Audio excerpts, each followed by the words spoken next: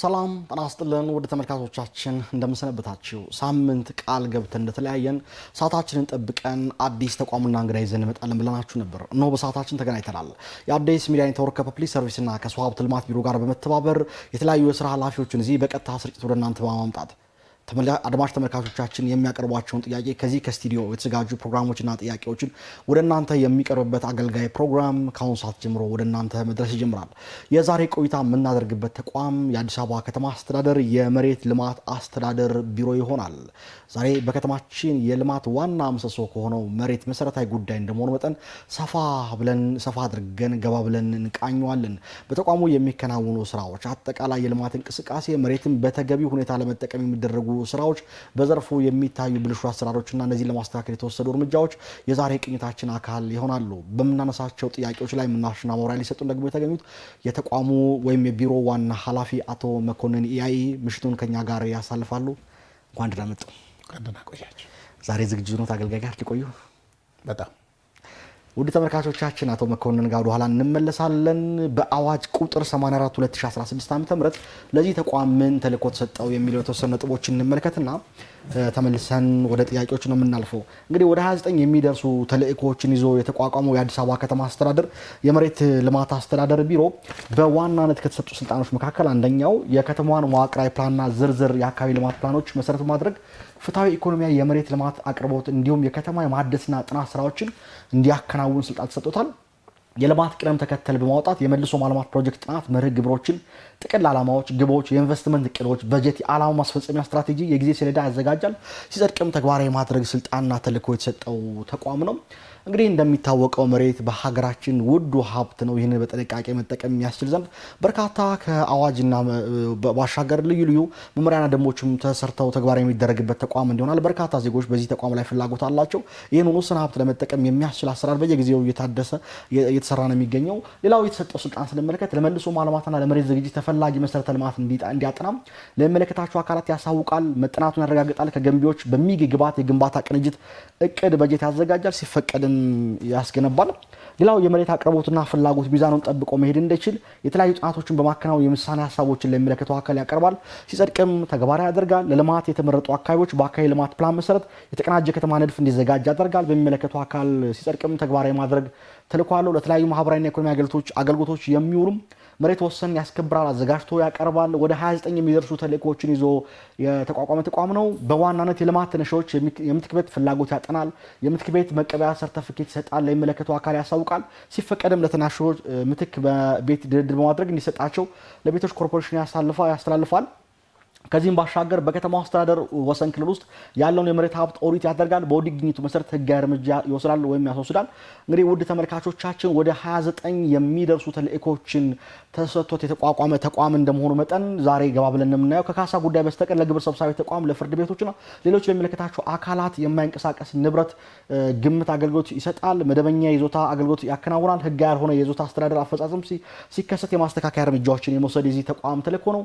አግባብ ባለው ህግና አሰራር መሰረት ለሰነድ ባለይዞታዎች በቋሚ መዝገብ በመመዝገብ የይዞታ ማረጋገጫ ምስክርነቱን ይሰጣል። ከዚህም ባሻገር እንግዲህ ወደ መጨረሻ ሄድኩን ለህዝብ ጥቅም ሲባል የመሬት ይዞታቸውን የለቀቁ ተነሺዎች መልሰው በዘላቂነት ያቋቁማል። ይህን ተግባራዊ ለማድረግ የማቋቋሚያ ማዕቀፍ ይቀርጻል። ለከንቲባ ቀረጥ ጽድቅም ተግባራዊ ያደርጋል። ልዩ ልዩ ዘርዘር ያሉ ተግባራዊ ተቋም ነው። ዛሬ ገባ ብለን የምንፈትሸው ተቋም የአዲስ አበባ ከተማ አስተዳደር መሬት ልማት አስተዳደር ቢሮ ይሆናል። የስልክ መስመሮቻችን እናንተ ለማስተናገድ ዝግጁ ናቸው። ሀሎ በሉን። አቶ መኮንን ኢያኢ ምሽቱን ከኛ ጋር ያሳልፋሉ። ከአፍታ ቆይታ በኋላ እንመለሳለን። አብራችሁን ቆዩ።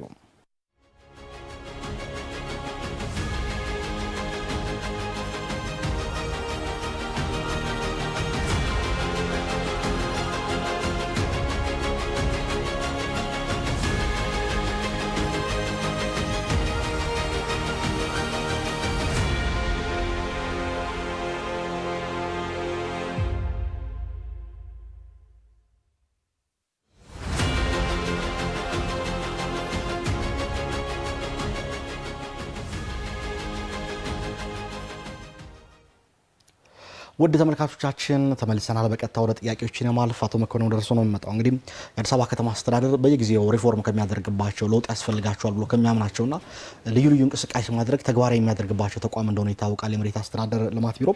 እንግዲህ ባለፉት 2016 ሪፎርም ተካሂዷል።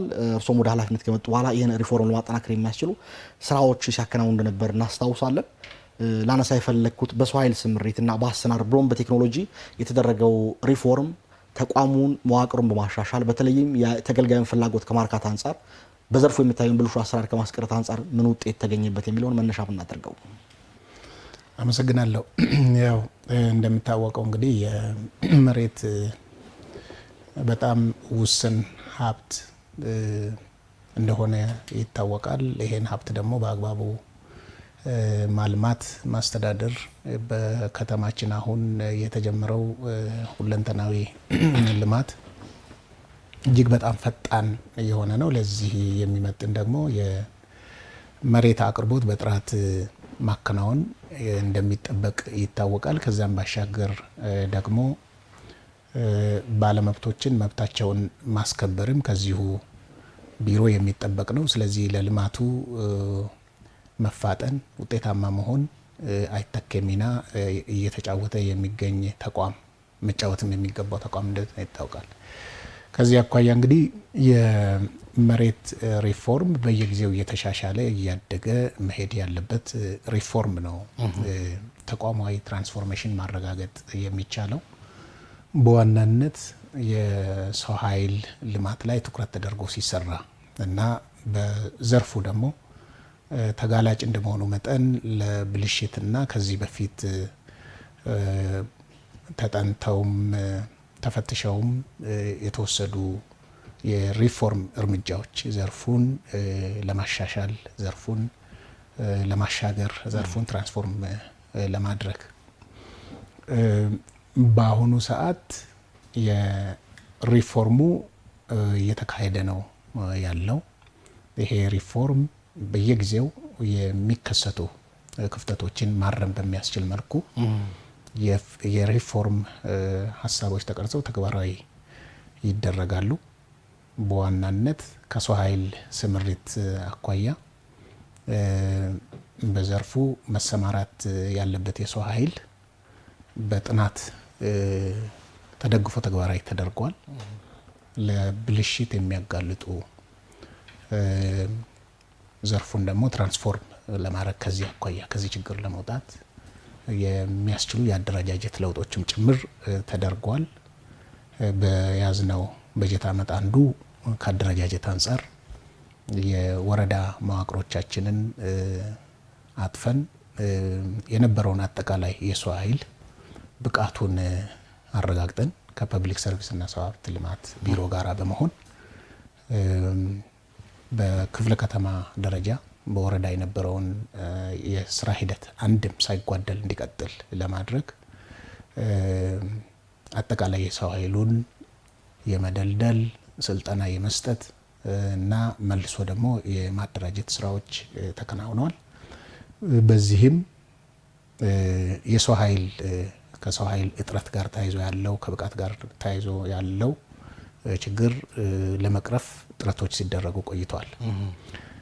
ይሄ ከሰው ኃይል ልማቱ እንግዲህ ያልተቋረጠ የአቅም ግንባታ ስራዎችን መከናወን ስላለባቸው በአጠቃላይ ሰራተኛውን ከማዕከል ጀምሮ እስከ ክፍለ ከተማ ድረስ ያሉትን ሁሉንም ሰራተኞቻችን ከ2200 በላይ የሚሆኑ ሰራተኞቻችን በሳምንት አንድ ቀን የአንድ ሰዓት የአቅም መገንቢያ የማነቃቂያ መርሃ ግብር በኦንላይን ሁሉም ሰራተኛ ማግኘት በሚያስችል መንገድ ሰኞ ሰኞ ጠዋት ይሄ ይደረጋል። ይሄም በሰራተኛው መካከል መቀራረብን እና በዘርፉ ያለውን መነቃቃት መጨመር ያስቻለ ነው። እውቅ የሚባሉ ባለሙያዎች በዘርፉ ከፍተኛ ልምድ ያላቸውንም ጭምር ባለሙያዎችን ምሁራንን እየጋበዝን ጭምር ነው ይሄ ፕሮግራም የሚካሄደውና እስካሁን ድረስ ጥሩ የተሻለ መነቃቃት ፈጥሯል። ከዛም ባሻገር ከቴክኖሎጂ አኳያ ሲስተሙ ለዘርፉ የሲስተም ግንባታ ለዚህ ዘርፍ እጅግ በጣም ወሳኝ ነው። 2016 በተሟላ መንገድ ወደ ሪፎርሙ ሲገባ አንዱ እንግዲህ የቴክኖሎጂ አቅም ግንባታ ወሳኝ ስለነበረ በቴክኖሎጂ የተደገፈ አገልግሎት ይዘን ወደ ተግባር ገብተናል። እንግዲህ ሁለት አይነት ነው። አንደኛው አገልግሎቱ በተሟላ መንገድ ኦንላይን መድረክ ስለነበረበት ይሄ የተጀመረ ስራ በሂደት የፐርፎርማንስ እና አንዳንድ የቴክኒክ ችግሮች በተለይ አገልግሎቱ እየሰፋ ሲመጣ ፐርፎርማንሱ ላይ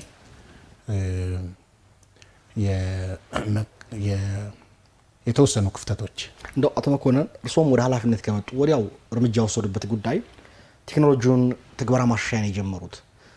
በሂደት መጀመሪያ ላይ የተገኙ ውጤቶች እንደነበሩ ይታወሳል። ይህንን ቴክኖሎጂ ምን ጉድለት ስላያችሁበት ነው ወደ ማሻሻያ የገባችሁት? ምን ያቅም ክፍተት ታይቶበት ነው?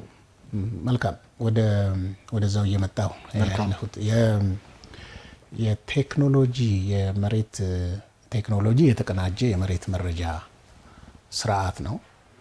ይሄ ማለት ለደንበኞቻችን የምንሰጣቸው አገልግሎት የኢካርታ አገልግሎት፣ የእግድ አገልግሎት፣ የስም ዝውውር አገልግሎት እና ሌሎች ተያያዥ አገልግሎቶች ናቸው ስንሰጥ የነበረውና ይሄ ቴክኖሎጂ ከፍተኛ ስራ ሰርቷል። በርካታ ስራዎችም ሰርቷል፣ ውጤቶችም ነበሩት።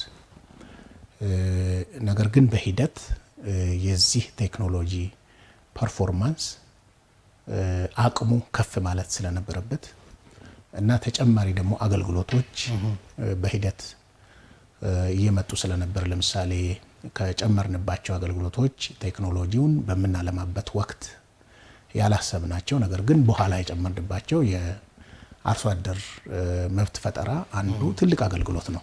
አዲስ አበባ ውስጥ ያሉ አርሶ አደሮቻችንን ይዞታ ማረጋገጫ ስርዓት ውስጥ ማስገባት እና መብታቸውን የማስከበር ስራ ትልቁ ስራና በጣም ግዙፍ ስለነበረ ፐርፎርማንሱ ላይ ተጨማሪ አገልግሎት ስላመጣን አንዱ ዝግ ማለት ችግር ነው የነበረው።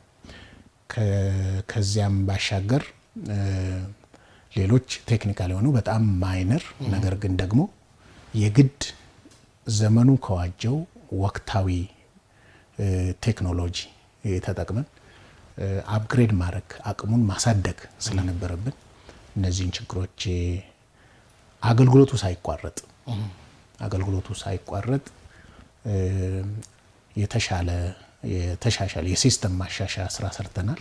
እንደው የሲስተም ማሻሻያው አቶ መኮንን እንዲያብራሩ የሚፈልገው አንደኛ ሐሰተኛ ሰነዶች ወደ ስርዓቱ እንዳይገቡ ቴክኖሎጂው ምን ያህል የማጥራት መጠን አለ ያደረጋችሁት ማሻሻል? አዲሱ የተሻሻለው ቴክኖሎጂ በሁለት ዙር ነው አሁን ተግባራዊ እየተደረገ የሚገኘው።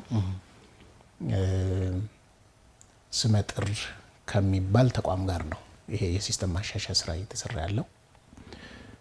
ቴክኖሎጂው ዘመኑ የደረሰበት የእድገት ደረጃ ላይ በደረሰ ቴክኖሎጂ ነው አቅሙ እንዲሻሻል የተደረገው።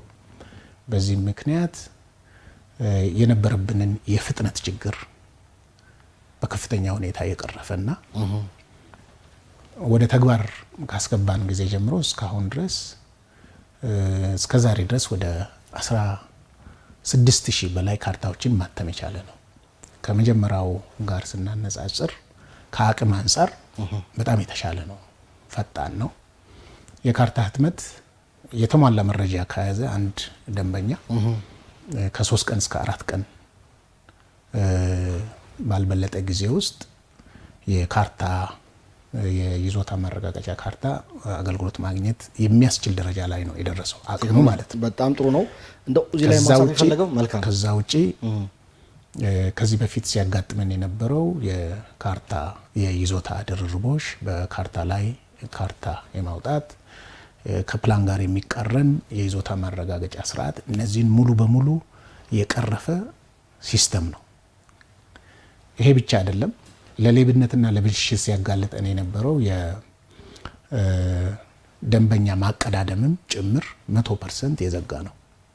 ስለዚህ ፍትሐዊነትን፣ ግልጽነትንና ተጠያቂነትን ማረጋገጥ በሚያስችል መልኩ እየተገነባ ያለ ነው። ሁለተኛው ምዕራፍ ደግሞ ግንባታ በሂደት ላይ የሚገኘው ሙሉ የመሬት ዝግጅት ስርዓታችንን የማዘመን ስራ እንደዚሁ ተጀምሯል። ስለዚህ የመሬት ዝግጅት አንዱ ትልቁ ከጥራት አኳያ ችግር ያለብን ነው። ይሄንን በተሟላ መንገድ መቅረፍ በሚያስችል መልኩ እየተገነባ ነው የሚገኘው። ከዛ ውጪ የመሬት ወረራ 100% የቆመበት ሁኔታ ነው። ወደ ኋላ በሱ ጉዳይ በደንብ እናነሳለን። አቶ መኮንን እውነት አዲስ አበባ ላይ የመሬት ወረራ አስቀርቷል የሚለውን ያነሳ የምነጋገርበት ይሆናል። በቴክኖሎጂ ማሻሻያ ላይ በተለይም ሰነድ አልባ ይዞታዎች ድጋሚ እንዲመዘገቡ ተደርገዋል። ዳግም ሰነድ አደራጅተው እንዲመጡ ነው የተደረገው። ለምን ይሄን ማድረግ አስፈለገም? ከአክብሮት ጋር መስመር ላይ ስልክ ስላለ ስልክ እንቀበልና ይሄን ጥያቄ መልሱልኛል። ሄሎ ሄሎ፣ ስልክ ጥሪ እየደረሰን አይደለም። ሄሎ ሄሎ ሄሎ፣ ጤና ይስጥልኝ። እግዚአብሔር ይመስገን። ማን እንበል? ድንበሩ እባላለሁኝ ከአቃቂ ቃሊቲ ክፍለ ከተማ ወረዳ 12። አቶ ድንበሩ ጥያቄዎት ምንድን ነው? ጥያቄ ያው በመጀመሪያ ከክፍለ ከተማ ጀምሮ እስከ ከተማ እየተሻሻለ ያለውን አገልግሎት አሰጣጣችሁን ሳላደንቅ አላልፍም። በጣም ብዙ መሻሻሎች አሉ። የኔ ጥያቄ ባጭሩ አርሶ አደር ነኝ። በ2006 ዓመተ ምህረት የኛ ሰፈር ከጥቃቅን አነስተኛ ወደ መካከለኛ ለተሻገሩ ለነሱ ይሰጥ ቦታ ተብሎ በወቅቱ በተተመነው ዋጋ ተተምኖልን መሬቱ ተወሰደ። ከዛ መኖሪያችን እዛው መሀል ሆነና ቀረ ማለት ነው። ስለዚህ ካርታ ተሰራና ተሰጠን። ካርታ ተሰርቶ ተሰጥቶን ነገር ግን ለተከታታይ ለ12 ዓመታት ቤት ማደስ አንችልም። እንደሌላው ሰው ገንብተን ማከራየት አንችልም፣ መለወጥ አንችልም። ፕላን ተቃርኖ ናችሁ ተብለን እዛ ቦታ ላይ ያለምንም የመኖሪያ ቦታችንን ለእርሻ እየተጠቀምንበት እንገኛለን። ምንም መስራት ማንችል ሆነን ማለት ነው። ከኛ የወሰዱ ሰዎች ገንብተው ስንት እያለሙ ስንት ፋብሪካ እየሰሩ እኛ ግን መሬቱን ከመንደ መንግስት ጋር አብረን ያቀረብንላቸው ሰዎች በጣም በዝቅተኛና እጅግ በሚያሳፍር ሁኔታ ለ12 ዓመት ውስጥ ባዶ የመኖሪያ ቦታችንን መገንባት ሳንችል ቀርተን ለእርሻ እየተጠቀምንበት ያለንበት ሁኔታ ነው ያለው። ስለደወሉ ከልብ እናመሰግናለን። በዚህ ላይ ማብራሪያ ይሰጥበታል። አብረውን ይቆዩ። ቀደም ብዬ ያነሳሁት ነጥብ የሳቸውን እንመለከትላችኋለን። ሰነድ አልባዎቹን ድጋሚ እንዲመዘገቡ ማድረግ ለምን አስፈለገ? እንደገና ፋይል ማደራጀት ነው ያደራጁ እንዲያስገቡ ነው የተደረገውና ምን ስለተፈጠረ ነው ሰነድ አልባዎቹን ድጋሚ ማደራጀት ያስፈለገው?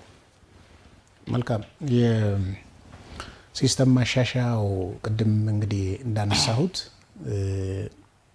በርካታ ችግሮችን ማስቀረት የቻለ በመሬት ሴክተር ውስጥ እውነተኛ የመሬት ዝመናን ማረጋገጥ በሚያስችል መልኩ ነው እየተገነባ ያለው። በጣም ባጠረ ጊዜ ውስጥ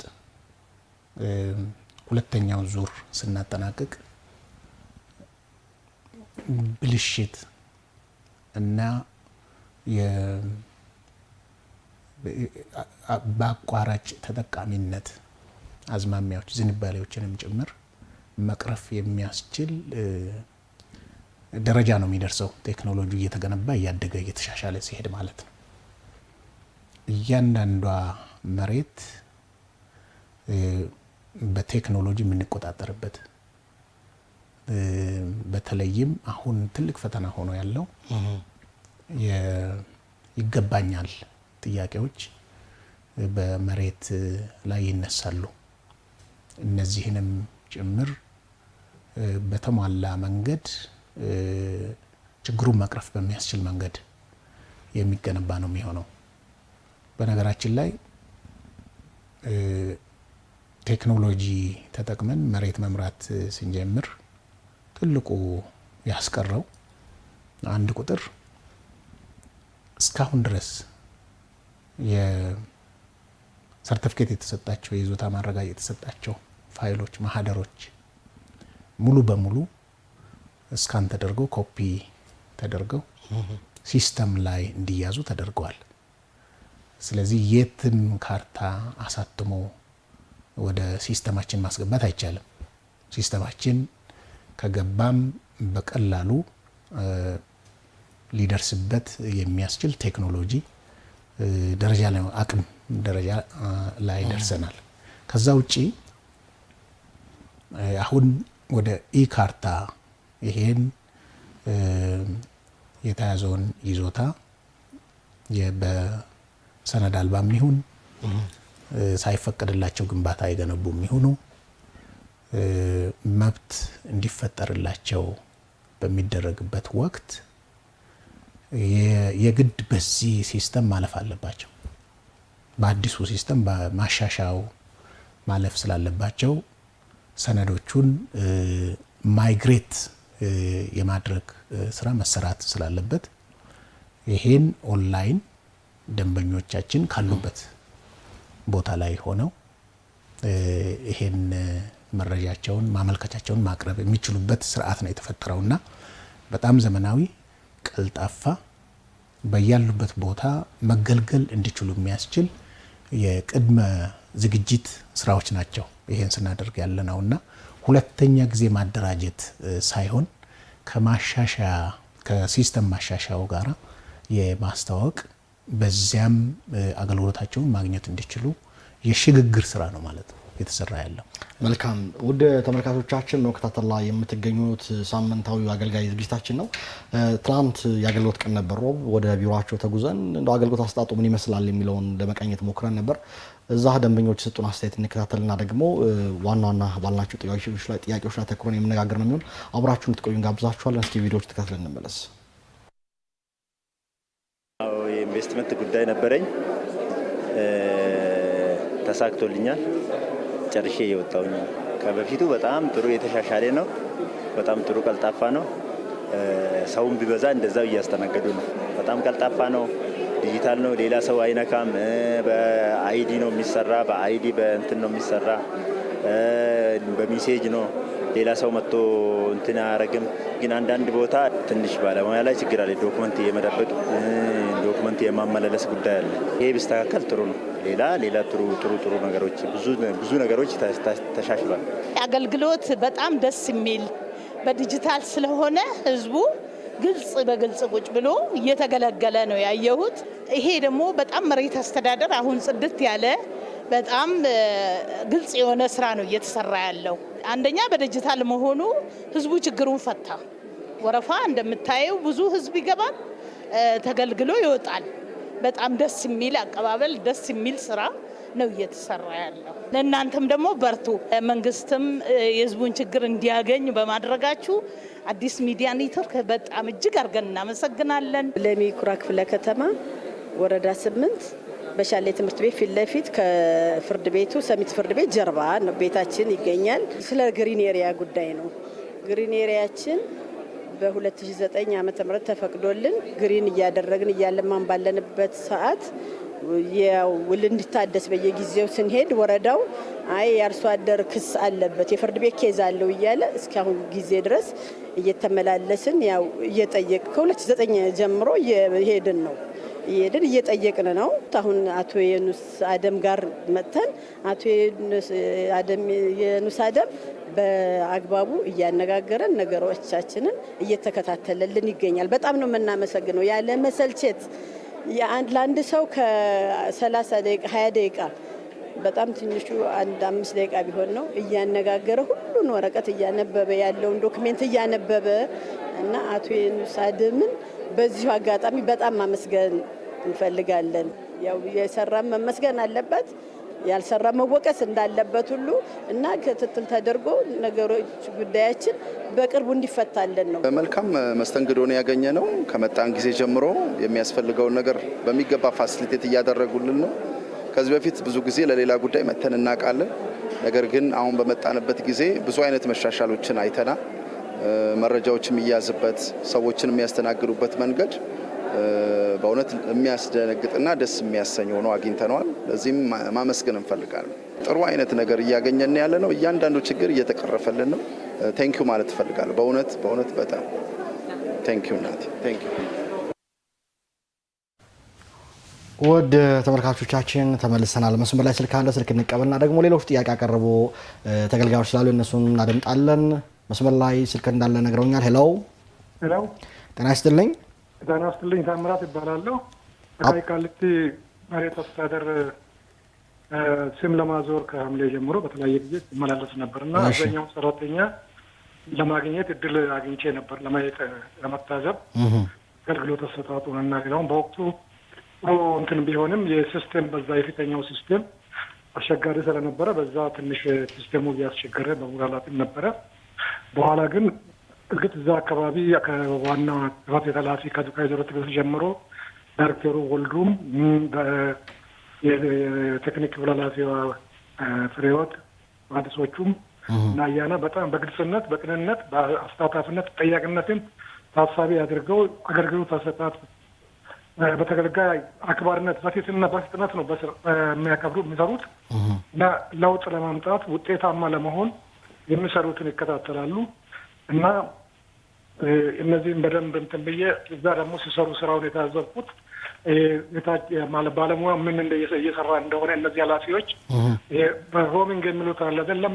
ሮሚንግ ማለት የዞሩ ማኔጅመንት በሮሚንግ እንደሚሉት እየዞሩ ከፍ እያሉ ምን እንደሚሰራ ክትትል የሚያደርጉበት የቅኝት አሰራራቸው በጣም የሚደነቅ ነው። ሌላው ደግሞ ሰኞ ጠዋት ሾታውት የሚባል አይነት ኢንፎርማቲቭ የሆነ ዳይሬክተሯንም ጨምሮ ማለት የጽሕፈት ቤት ኃላፊዋንም ጨምሮ ትኩረት ሰጥተው ግብረ መልስ የሚያገኙበት አሰጣጥ ቆንጆ ነው፣ አይቼዋለሁ። መልካም። አቶ ታምራት ጥያቄ ካሉት ወደ ጥያቄዎት ሄዶ ካለን ጊዜ አንጻር ጋር አሰራሩ ቆንጆ ነው። ግን ጥያቄ አሁን የማቀርበው እንደነዚህ ክፍለ ከተማዎች በሌሎች ውስጥ ክፍለ ከተማ ውጤት እንዲመጣና እንደዚሁ ቀልጣፋ አሰራር እንዲሰራ ምን እየተደረገ ነው? ምን ታስበዋል? በክቡር የቢሮ ኃላፊው አቶ መኮንን አማካኝነት ወይም በሳቸው ቲም። ሁለተኛ ጥያቄ ቅንነታቸውን፣ ጊዜያቸውን በጥሩ ስነ ምግባር ኢንቨስት ስለሚያደርጉት አመራሮችና ሰራተኞች የማበረታቻ ስርዓት አለ ወይ? ሶስተኛ ጥያቄ በሌሎች የት ክፍሎች እንደ ግንባታ ፈቃድ ቁጥጥር፣ የሊዝ ክፍል ወይም ኤጀንሲ ተመሳሳይ ቀልጣፋ አሰራር እንደ መሬት አስተዳደር እንዲጠናከር በከተማ ደረጃ በማኔጅመንት ማሳሰብ አይችሉም ወይ? እሳቸው ማኔጅመንት አባል ስለሆኑ። ይህ ሶስት ጥያቄ ነው ያለኝ። ስለደወሉ ከልብ ነው የምናመሰግነው። ውድ ተመልካቾቻችን ቀደም ሲል ረቡዕ አገልግሎት ቀን ተገኝተን አገልግሎቱ ላይ ደስተኛ የሆኑ በተሰጣቸው አገልግሎት እርካታ ያገኙ ዜጎችን አነጋግረን የሰጡን አስተያየት ተካትለናል። ደግሞ ጥያቄ አለ ሊፈታልን ይገባል የሚል ሀሳብ ያነሱ ደግሞ ደንበኞች አሉ። እነሱን እንከታተልና እንመለሳለን። በተነሱ ጉዳዮች ላይ እነጋገርባታለን። አብራችን ቆዩ።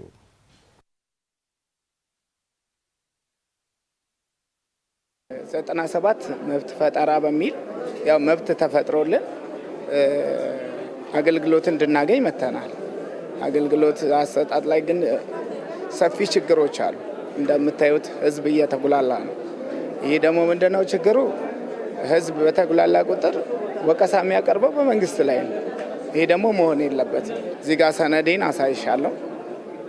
የዛሬ ከአንድ አመት ከአንድ ወር ሆኖኛል ሊዝ ከተዋዋልኩ ክፍያ ከከፈልኩ የሊዝ ክፍያ ከከፈልኩ አንድ አመት ከአንድ ወር ሆኖኛል። ነገር ግን በዚህ ከአንድ አመት አንድ ወር ውስጥ ካርታ ማግኘት ነበረብኝ። ካርታው ግን እየተሰጠኝ አይደለም። ዛሬ ምንድነው የሚደረገው? ቀጠሮ ነው። ቀጠሮ ይሰጥሻል። አርብ ሮብ የአገልግሎት ጊዜ ነው፣ የመስተናገጃ ጊዜ ነው። ይመጣል ሰው። እንደገና ደግሞ ሌላ አርብና ሮብ ትጠብቂያለሽ። በዛ ላይ ደግሞ ቀጠሮ አስይዥ ትባያለሽ። ኦንላይን ነው፣ ቀጠሮ ታስይሻለሽ። ስትመጪ መሀንዲስ የለም ትባያለሽ። መሀንዲስ ካለ ደግሞ መሀንዲስ አይወጣም ይባላል እና በጣም አስቸጋሪ ነው። ህዝብ እየተጉላላ ነው። መኖሪያ ያለችን አንድ ናት፣ ያለችም ግጦሽ አንድ ናት። እሷንም አስለክቻለሁ። ግጦሽ አልተላለፈም። መኖሪያው ግን 400 ካሬ ግጦሽ ብሎ ተያዘብኝ። እዚህ ጋር ደርሶ መኖሪያ ይላል። መኖሪያን እናንተ ግጦሽ ትላላችሁ፣ እሱ መኖሪያ ብለዋል። ይጣራል ብል መብት አለ የለም። እዚህማ ካርታው ላይ ደርሶ ክፍለ ከተማ ያጣራልን ነው። ግጦሽ ነው የተባለው መኖሪያ መሆኑን ይጣራልን ነው። ክፍለ ከተማ ያንን ሊሰራልን አልቻለም። 2017 ህዳር ላይ ነው የተመዘገብኩት። ከዛ በፊት ከ1988 በፊት ሰነድ አልባ ነው። የቤት ቁጥር አለው ኤቭሪቲንግ። ክፍለ ከተማ ስመላለስ 14 ዓመት ሙሉ ፕሮሰስ ካውንስል አንዱ ባለስልጣን ሲነሳ ሌላኛው ሲመጣ ፕሮሰስ ካውንስል አልተሟላም እየተባለ መጨረሻ ወደዚህ ወደ አዲስ አበባ መሬት አስተዳደር ልመጣ ቻልኩኝ። ያለፈው ዓመት ቁጥር ተሰጥቶኝ ስከታተል ነበር። የመጀመሪያ ሰሞን ጥሩ ነበረ ሲካሄድ የነበረው። እዚህ በቁጥራችን መሰረት እያንዳንዱን ነገር ሜሴጅ ይደርሰናል። ሁሉ ነገር እኛ እየመጣን ክፍያም ይሁን ልኬትም ይሁን እናሰራ ነበር። አሁን የሰነድ ማጣራት ተብሎ ማንኛውም መረጃ አሟላ ሲባል ሳሟላ ሲሄድ ሰኔ ላይ እንትን አስለካ ተባልኩ።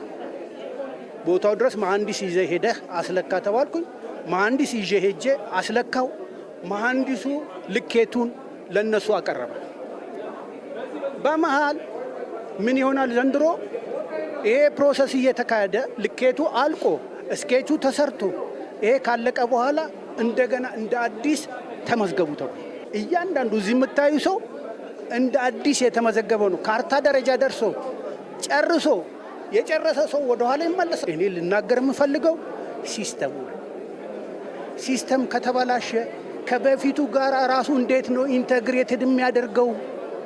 ማለት የበፊቱ ቁጥር አለ፣ አዲሱ ቁጥር አለ፣ ከሱ ጋር እንዴት ነው የሚገናኘው ብዬ ዛሬ ልጠይቅ ነው። ኢንተግሬት እንዴት አድርጋችሁ በቤት ቁጥር ምናምን ይሁን ይስሩ አይስሩ አናውቀው። ተነስቶ ግን ግራ ገብቶኛል። እኔ እውነቱን ልንገርሽ ዛሬ ልጠይቅ የመጣሁት የነበረው ግራ ገብቶኛል፣ ወዴት አቅጣጫ ሊሄድ። አሁን እሱ ወንድሜ መጥቶ እነዚህ ኮምፒውተር ላይ የሚመዘግቡት ሰዎች መጥተው እዛ ተደርድረን ቁጭ ብለን እግዚአብሔር ይስጣቸው የእናንተ አሁን ዛሬ የደረስንበት 66,000 ነው። ያንተ ቁጥር ስንት ነው አሉ። አሳየሁት 84,043 በቃሌ ሁሉ ሸምድጄዋለሁ እንደ ስልክ ቁጥር። ስለዚህ አሁን አልደረሰህም፣ ሂድ ወደ ቤት፣ ሌላ ጊዜ መተጠይቅ። ይሄን ያህል ሰው በቀን እናስተናግዳለን። እዚች ውጪ ደግሞ እዚች ውጪ ዛሬ የምናስተናግደው ከዚህ ቁጥር እስከዚህ ነው። ከዚህ በላይ ወደዚህ ባትመጡ የሚቀጥለው ሳምንት የምናስተናግደው ቁጥር ከዚህ ጀምሮ እስከዚህ ነው። ሲስተሙ አልሰራልንም፣ ኢንፎርሜሽን የለም። እኔ የመጣሁት ያው በአርሶ አደር ነው፣ ከቃሊቲ ክፍለ ከተማ ነው የመጣሁት እና ካርታዎች እጄ ላይ ቶሎ ስላልገቡልኝ እነሱን ለመጠየቅ መጥቼ ነበር እና እነሱንም በጠየኳቸው ሰዓት ባሳየዋቸው መረጃ መሰረት 1-4 ካርታዎች በፎቶ ምክንያት ነው ታገስ ብለው ነበር ከዚህ በፊትም ዛሬም እዛው ላይ ናቸው። ያው እንግልት አለው፣ ድካም አለው። እየደከምንም ቢሆን ያው በትዕግስት እየጠበቅን ነው። ነገር ግን ያው ጊዜው የሲስተም ስለሆነ ሲስተማዊ ነገሮችን ሰርተው በፍጥነት ለአርሶ አደሩ በእጁ ያስገቡለት የተቀደሰ ሀሳብ ነው ብዬ አስባለሁ። አሁን ላይ ራሱ የተዘጋጀለት ዝግጅት ጥሩ ነው። ምክንያቱም መንግስት ንግድ ባንኮችን ለአርሶ አደሮች ካርታቸውን አስይዘው ይበደሩ ተብሎ ጥሩ አድቫንቴጆች መጥቷል። እነዛን ደግሞ ለማግኘት ይሄ ነገር እጃቸው ካልገባ ከንቱ ነው። ገባሽ? ዋስትና ያደረገላቸው ምን ነው? ካርታውን ነው። ካርታውን አስይዘው ብር ተበድረው እንዲሰሩ ተብሏል። ያንን ጉጉት ግን እኛ ልናገኘው አልቻለም። እጃቸው ላይ የገባው ደግሞ ያመልጣሉ፣ እጃቸው ላይ ያልገባው ደግሞ ያው። ስለዚህ ከእንደዚህ አንጻር ያለው ነገር ተፋጥኖ ቢሰራልን ደስ ይለናል። ወደ ተመልካቾቻችን ተመልሰናል። በድጋሚ እየተከታተላችሁ የምትገኙት ሳምንታዊ አገልጋይ ፕሮግራም ነው። ዛሬ ቆይታ እያደረግን የምንገኘው መሬት አስተዳደር ነው። ዛሬ የቢሮ ኃላፊ ከኛ ጋር ቆይታ ያደረጉን አቶ መኮንን እንዳዩት እንግዲህ ሁለት ሀሳቦች ነው ያየነው። በአንድ በኩል የተቋም አገልግሎት በፍጥነት ውጤት እያገኘን ነው የሚሉ አሉ። በሌላ መልኩ ደግሞ ቅሬታ ያላቸው ወገኖችም አሉ። አንድ ስልክ እንቀበልና የተነሳውን ጥያቄ አባረሩልኛል። ሄሎ ሄሎ፣ ጤና ይስጥልኝ። ጤና ይስጥልኝ። ማን እንበል? እኔ አቶ ዘለቀ እባላለሁ። አቶ ዘለቀ ከነፋስ ስልክ። አዎ፣ ጥያቄዎት ምንድነው አቶ ዘለቀ? የመጀመሪያ እኔ በአዲስ አበባ መሬት ቢሮ ማኔጅመንት የመማክርት ኮሚቴ አባል ነኝ። ይቀጥሉ።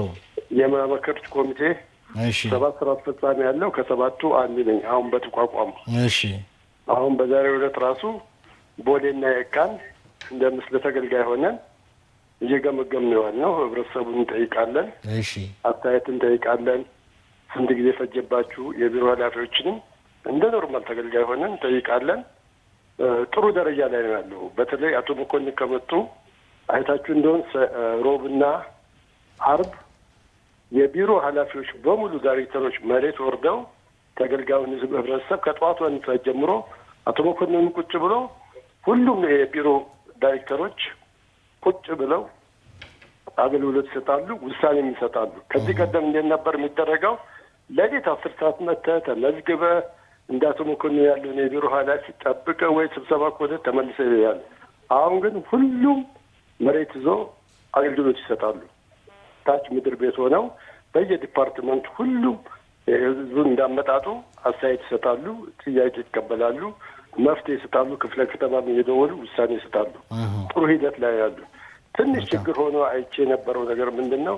ይሄ ሲስተም መቀየር። እኔም የልማት ተነሺ ነኝ። ከቂርቆስ ተነስቼ የካርታ ፕሮሰስ ላይ ነበርኩ።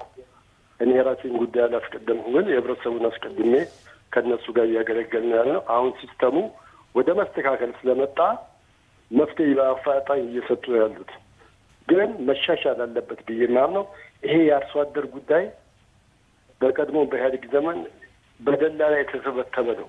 አርሶ አደሩ በትክክል ተጠቃሚ አልነበረም። ደላላ መሀል ገብቶ ብዙ ስራዎች ይሰሩ ነበር። አሁንም ቢሆን ለአንድና ለመጨረሻ ጊዜ በጥሩ ሁኔታ እየሄዱበት ነው። ይህም መፍትሄ መስጠት አለባቸው። የአርሶ አደሩ መፍትሄ ካገኘ የመሬት ጉዳይ እልባት ያገኛል። ሌላው መመስገን የሚገባቸው ዛሬ አዲስ አበባ ላይ ምንም የመሬት ወረራ የለም።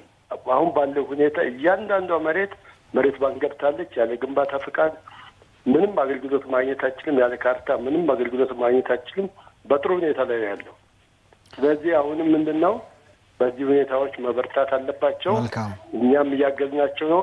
እንደነሱ ሆነን እየሰራን ነው። ህዝቡም መብቱን ለማስከበር ቢሮ ክፍት ነው። በፈለገ ሰዓት መጥቶ አቶ መኮንን ማግኘት ይችላል። የቢሮ ኃላፊዎችም አገልግሎት እየሰጡ ነው። ትንሽ ቅሬታ ምንድን ነው ከውልና ማስረጃ ጋር አሁን እንደ ገቢዎች ከንግድ ቢሮ ጋር በኦንላይን ሲስተም ተግዳልቷል። አሁን ሰው ለመሸጥ ለመለወጥ ባንክ ለማሳገስል ውልና ማስረጃዎች ጋር ቢገናኝ አገልግሎት ማግኘት ይችላል። እነኚህ ሁኔታ እኛም አቶ ዘለቀ ስለደወሉ ከልብ ነው የምናመሰግነው። እንግዲህ ላነሷቸው ሀሳብና አስተያየቶች አቶ መኮንን ዘርዘር ያለ ምላሽ ሊሰጣሉ። አብረን ይቆዩ። ውድ ተመልካቾቻችን እንግዲህ ቀደም ሲል የቀረቡ አስተያየቶቻችን ባልደረባችን በላይነሽ ረጋሳ የሰበሰባቸው ነው በተቆሙ ተገኝታ፣ እሷንም ከልብ እናመሰግናለን። አቶ መኮንን ወደ እርስዎ ነው መመለስ። እንግዲህ ሁለት ሀሳቦች ነው እንዳየን ያለው። በአንድ በኩል አገልግሎቱ ቴክኖሎጂ መቀየሩ ፍጥነቱን ጨምሯል፣ በአገልግሎታችሁ ደስተኛ ነን የሚሉ ዜጎች አሉ። በሌላ መልኩ ደግሞ ረዘም ያለ ጊዜ ወስዷል እንዳልነው ቀደም ብለን እንዳነሳነው ደግሞ የሲስተሙ መቀየር የጨረስነው እንደገና ወደ ኋላ እንድንመለስ አድርጎናል። አገልግሎት አሰጣጥ ላይ መጓቶች አሉ የሚል ነገር እየተነሳ ነው የሚገኘውና በጥቅል መመለስ ያለበት ይመስለኛል። እያንዳንዱ ነገር ማንሳቱ አመች ላይሆን ስለሚችል እንዴት አዩዋቸው? ምስጋናውንም ቅሬታውንም እንዴት ነው አገልግሎታችሁ ምን ግባት አገኙበት የሚለውን ያብራሩልን። በጣም አመሰግናለሁ። ደንበኞቻችን ያነሷቸው ጉዳዮች ለተቋማችን መሻሻል እጅግ በጣም ወሳኝ ናቸው። በተለይ በክፍተት ያነሷቸው ሁለት ናቸው በዋናነት። እንግዲህ የዚህ የሲስተሙ ማሻሻያ ተደርጎ መስከረም መጨረሻ ላይ ነው ወደ ስራ የገባውና ወደ 16000 ካርታዎች ስናትም እነዚህ ካርታዎች አገልግሎቶች ናቸው። እነዚህን አገልግሎቶች በምንሰጥበት ጊዜ ቅደም ተከተል መያዝ ያለባቸው አገልግሎቶች የግድ ነበሩ። አንዱ በልዩ ትኩረት የሲስተም ማሻሻያው ሲደረግ ወዲያው ወደ ተግባር ያስገባ ነው የአርሶ አደር የመብት ፈጠራ ሞጁሉ ነው። ይሄን ስናደርግ አሁንም ዛሬም እየታተመን ያለው እስካሁን ድረስ ወደ 12400 በላይ አርሶ አደሮቻችን የይዞታ ማረጋገጫ እንዲያገኙ ተደርጓል። ምን ያክል ይቀራል? አሁን የሚቀረን የአርሶ አደር የመብት ፈጠራ በፕሎት እና በአርሶ አደር ስለሆነ ያለው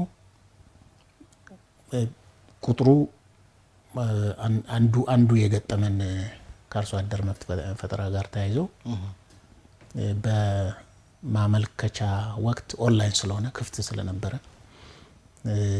አንድ አርሶ አደር የልኬት የያዘው ይዞታ ልኬት ተሰርቶለት ስኬች ተዘጋጅቶ ፋይሉ ማህደሩ በተሟላ መንገድ ሲስተም ላይ እንዲጫን ተደርጎ ነው አገልግሎቱ የተጀመረውና ማመልከቻ በሚያቀርብበት ጊዜ ለካርታ ያመለክታል አርሶ አደሩ። በዚህን ወቅት በሌለው ባልተለካበት እና ማህደር ባልተደራጀበት ጭምር የማመልከት ሁኔታዎች ነበሩ። ለምሳሌ በግጦሽ ተለክቶለት ግጦሹንም ያልተለካለትን የሌለውም አንዳንዱም ጨምሮ በእርሻ በመኖሪያ ቤት በእርሻ ተለክቶለት መኖሪያ ቤትም አለኝ ብሎ የማመልከት ሁኔታ ነው የነበረውና ቁጥሩን ትንሽ ከጠበቅነው በላይ ጨምሯል። እሱን ቁጥር አሁን እያጠራን ነው የምንገኘው። ስለዚህ ይሄ ቁጥር አንዱ ትክክለኛው አመልካች ትክክለኛው አርሶ አደር መብት የሚገባው በትክክለኛው እየሄደ ነው ያለው። እንደው የዚህ አርሶ አደር ጉዳይ አቶ መኮንን ቁርጥ አድርገው እንዲነግሩኝ ይፈልጋሉ። እዚህ የከተማ ግብርናና አርሶ አደር ልማት ኮሚሽን ኃላፊ ጋር ስንመጣ መጥቶ በነበረን ውይይት ላይ ብዙ ጉዳዮች አጣርተን ያላከ መሬት አስተዳደር ውሳኔ እየሰጠልን አይደለም የሚል ቅሬታ ነበራቸው የኮሚሽነሩ። እስከ መቼን ጉዳይ ታጠናቃላችሁ? ክብርት ከንቲባም በቅርቡ በነበረ የ6 ወር የስራ አፈጻጸም ግምገማ ላይ የምክር ቤት መድረክ ላይ እንዲሁም ምክትል ከንቲባው ጭምር እንደሚያስታውሱት የአርሶ አደር ጉዳይ ወደ ኋላ እየተመለሰ ነው የሚል ሀሳብ ሲያነሱ ነበርና ለምንድን ነው አጠናቃችሁ ማትወጡት? ባለፉት 2-3 ዓመታት ይጠናቃል ይባላል፣ ግን የአርሶ አደር ጉዳይ ተመልሶ ወደ ኋላ የሚሄድበት ነገሮች አሉና እስከ መቼ ይጠናቃል? እውነት ለመናገር የአርሶ አደር የመብት ፈጠራ ስራችን ከዚህ በፊት ከተጀማመረው በፍጹም የሚገናኝ አይደለም። አሁን እየተሰራ ያለው ቅድም ያነሳሁት ጉዳይ ነው። በመሀል ያጋጠመን የማሻሻያ ስራው አንዱ ተጽዕኖ ነው የነበረው። በዚህ አመት እቅዳችን በዚህ አመት ለማጠናቀቅ ነው። አሁንም ለማጠናቀቅ ከፍተኛ ርብርብ እየተደረገ ነው ያለው። መልካም። በዚህ አመት በሚለው ነጥብ ልሶድሎትና እንግዲህ ሌላ ጊዜም ስንገናኝ ደግሞ አልተጠናቀቅም ከሆነ ቃል ገብቷል የሚለውን ነገር እንዳነሳ የዚህ አመት እንደሚያጠናቅቁ ተስፋ አደርጋለሁ።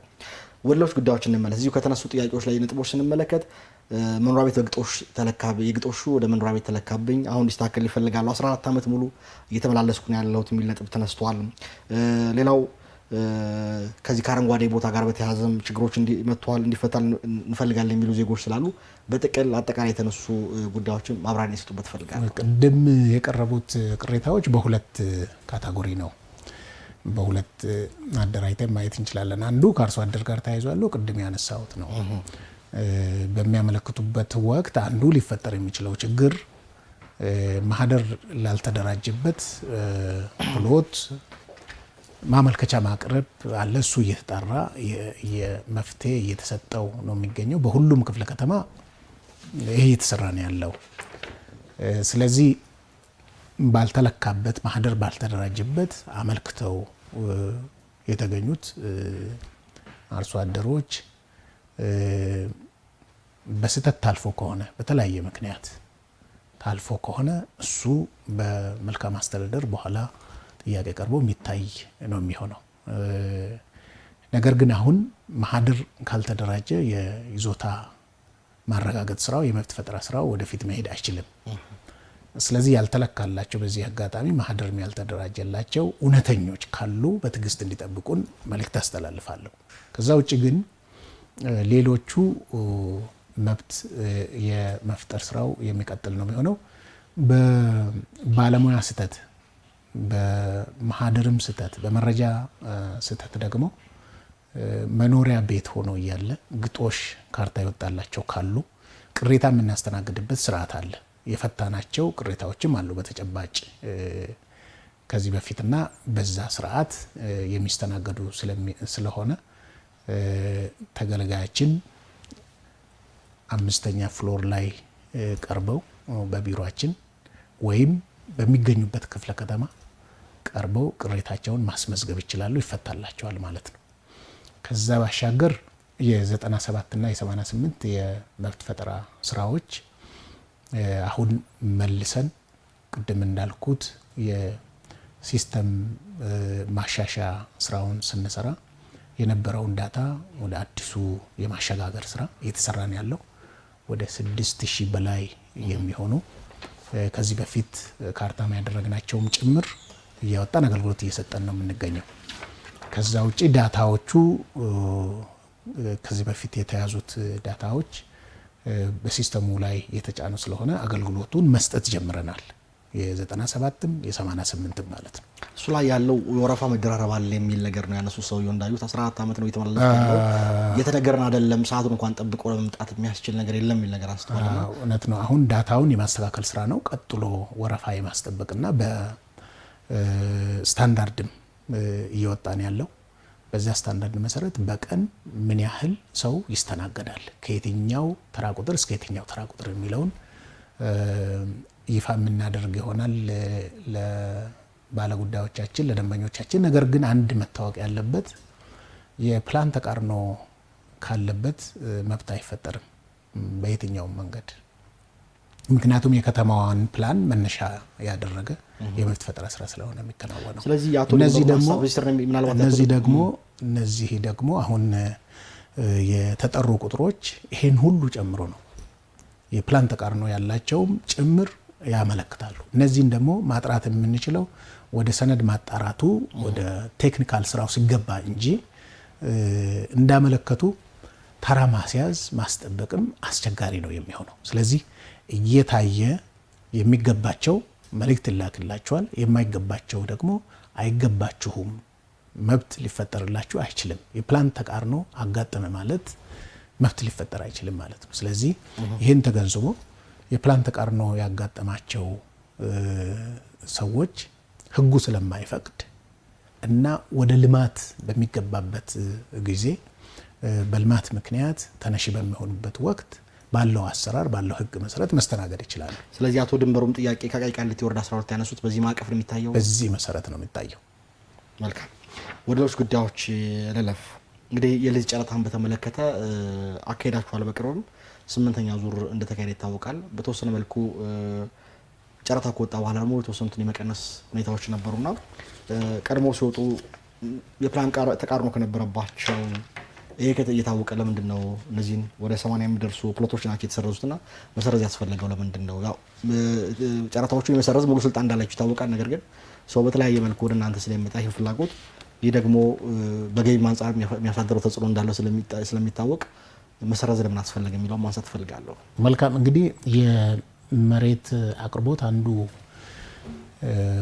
መሻሻል የታየበት መሬትን በፍትሃዊነት ተደራሽ የማድረግ አቅርቦቱን የማሳደግ እና ለሁሉም ክፍት አድርጎ በውድድር ላይ የተመሰረተ የመሬት አቅርቦትን ስርዓት እውን ማድረግ ነው። ከዚህ አንጻር እስካሁን ድረስ በቢሮው በመሀል ተቋርጦ ከ2012 ጀምሮ እስከ 2015 ተቋርጦ የነበረውን 2015 መጨረሻ ላይ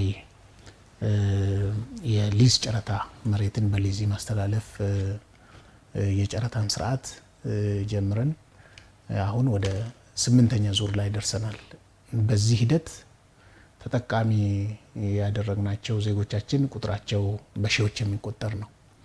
ገቢውም እንደዛው የዛን ያህል ትልቅ ነው። ወደ 19 ቢሊዮን ብር ገቢ ማድረግ ተችሏል። ወደ 40.5 ሄክታር በላይ መሬት በሊዝ ጨረታ ለዜጎች ለተጫራቾች ማስተላለፍ ተችሏል። ባለፉት 7 ዙሮች አሁን 8ኛ ዙር ላይ ነው የምንገኘው። 8ኛ ዙር ላይ እንደዚሁ ሪፖርቱ ጊዜው ስላልተጠናቀቀ ሪፖርት ለማድረግ ቢቸግረኝም ከፍተኛ ቁጥር ያላቸው ተጫራቾች በዚህም ተሳትፈዋል፣ እየተሳተፉም ይገኛሉ። እንግዲህ የመሬት ዝግጅት ቅድም እንዳልኩት ሙሉ በሙሉ በተለይ የዝግጅቱን ስርዓት ኦንላይን የማድረግ ስራ በሲስተም አስደግፎ የማዘመን ስራው በሂደት ላይ ስለሆነ የተለያዩ እክሎች ሲያጋጥሙ ዝግጅቱ ላይ ጨረታ ካወጣ በኋላ የግድ ተጫራቾቻችንን ደህንነታቸው መጠበቅ ስላለበት ከተላለፈ በኋላ ላልተገቡ እንግልቶች መዳረግ ስለሌለባቸው ይገባኛል ጥያቄዎች ሲቀርቡ የግድ ከጨረታ እናስወጣለን። ቀድሞ ሳይጣራ ነበር ጨረታ ያወጣበት። አቶ ለኮን ላይ የተገጠማችሁ ችግር ምንድን ነው? እውነት ነው። የማጣራ ስራው ከከፍተኛ ከክፍለ ከተማ እስከ ማዕከል በጣም በተቀናጀ መንገድ የሚሰራ ነው። ሁለት ነው። በባንክ ያሉን መሬቶች ከምንም የጸዱ ናቸው። እነዚህን እናወጣለን። ከዛም ባሻገር ደግሞ የካሳም የሚከፈልባቸው ቦታዎች እንደዚሁ ለጨረታ የሚቀርቡ እነዚህ ነፃ ሆነው የምናቀርባቸው ናቸው። ይሄም ሆኖ ግን ክርክር ይነሳባቸዋል ወይ ባልተገባ መንገድ ካርታ ይዘው ያሉ ሊኖሩ ይችላሉ። ሲስተማችን ላይ የሌሉ እነዚህ እግድ ሲያመጡ እግዱን እስከምናነሳ ድረስ የግድ ጊዜ ስለሚወስድ ይሄ ደግሞ ተጫራቾቻችንን ላልተፈለገ እንግልት ስለሚዳርግ ለደህንነት ሲባል ነው ስለዛ የሚደረገው እንጂ የመሬት ዝግጅታችን በተለይ ለጨረታ ከምንም ነፃ የሆነ ነው። ይሄ እንግዲህ እስከ መጨረሻው ድረስ ጥራቱን ለማረጋገጥ የሚወሰዱ እርምጃዎች ናቸው። መልካም። ሌሎች ጉዳዮችን ላንሳም ካለን ጊዜ አንጻር በራሳቸው ይዞታ ላይ ቅድሚያ የማልማት መብት ጥያቄ የሚያቀርቡ ዜጎች አሉ። በአንዳንድ ሁኔታ ግን እነዚህ ቅድሚያ የማልማት መብታችን አተናል የሚል ጥያቄ የሚያነሱ ገጥሞኛልና በተለይ በራሳቸው ይዞታ ላይ ቅድሚያ ለማልማት ጥያቄ የሚያቀርቡ ዜጎችን በምን ያህል መጠን እያስተናገዳችሁ ነው የምትገኙት? እኔ ጋር የሚመጡ ሰዎች አሉ። ለአብነት ቂርቆስ ክፍለ ከተማ ስቴዲየም አካባቢ የነበረው አረንጓዴ ጎርፍ ሆቴል ቦታው ላይ 28 ፎቅ ለመገንባት ፕላን ስምምነት ካለቀ በኋላ ግንባታ ፈቃድ ከተጠናቀቀ በኋላ 4 ፎቅ ወደታች ፓርኪንግ የሚሆን ቦታ ለግንባታ ማዘጋጅቶ ነበር። ነገር ግን አጠቃላይ ግንባታ ዲዛይን ከጸደቀላቸው በኋላ ሁሉ ተሰርዞ ወደ ሰርፌስ ፓርኪንግ ነው እንዲቀየር የተደረገና እዚህ እኛ ጋር መጥተው ጥያቄ አቅርበው ነበርና በጥቅሉ እንዲያዩት የፈለኩት በተለይ ቅድሚያ የማልማት መብት ከሊዝ አዋጁ እና ቅድሚያ ከማልማት መብት አንጻር እንዴት ነው እየታየ ተግባራዊ እየተደረገ የሚለውን ምላሽ ቢሰጡበት። መልካም፣ ጥሩ ጥያቄ ነው የተነሳው። የቅድመ ማልማት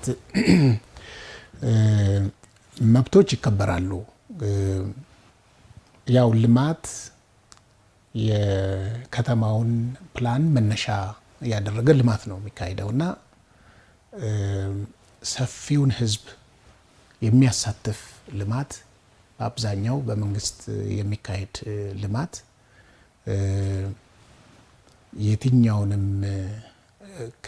የትኛውም የግለሰቦችንም የማልማት መብት ጋር ተሳስሮ ተግባራዊ የሚደረግ ነው።